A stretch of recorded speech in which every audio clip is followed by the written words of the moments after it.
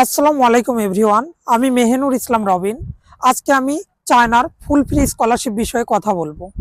আমাদের অনেক স্টুডেন্ট প্রশ্ন করে, ভাইয়া আমি চায়নাতে ফুল ফান্ডেড স্কলারশিপে পড়তে চাই। ফুল ফান্ডেড স্কলারশিপে আসার আগে অবশ্যই আপনাদেরকে একটা বিষয়ের প্রতি লক্ষ্য রাখতে হবে। চায়নার প্রতিটা ইউনিভার্সিটি ফুল ফান্ডেড স্কলারশিপ বহন করে না। যদিও বিভিন্ন ইউনিভার্সিটি ফুল ফান্ডেড স্কলারশিপ দিয়ে থাকে, এগুলো অনলি ফার্স্ট ইয়ার স্কলারশিপ দেয়।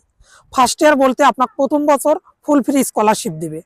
আর প্রথম বছর স্কলারশিপের ক্ষেত্রে আপনাকে অবশ্যই 95% ক্লাসে উপস্থিতি এবং 65 থেকে 70% পরীক্ষাতে মার্ক পেয়ে পাস করতে হবে।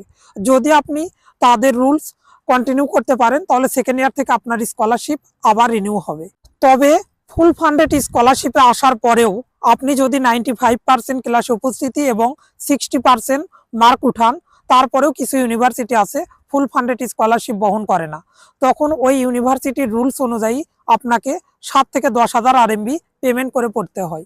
সুতরাং আপনারা যারা ফুল ফান্ডেড স্কলারশিপে চায়নাতে আসতে চান, তারা হাতে গোনা কয়েকটি ইউনিভার্সিটি ছাড়া প্রতিটা ইউনিভার্সিটিতে পেমেন্ট করে পড়তে হবে, এটা মাথায় রাখবেন। সুতরাং আপনারা যারা নতুন সেশনে চায়নাতে ফুল ফ্রি স্কলারশিপে আসতে চাচ্ছেন, আসার আগে অবশ্যই যেই ইউনিভার্সিটিতে অ্যাপ্লাই করবেন সেই ইউনিভার্সিটি বিষয় সকল তথ্য জেনে তারপরে অ্যাপ্লাই করবেন। ধন্যবাদ সবাইকে। সবাই ভালো থাকবেন, সুস্থ থাকবেন। আল্লাহ হাফেজ।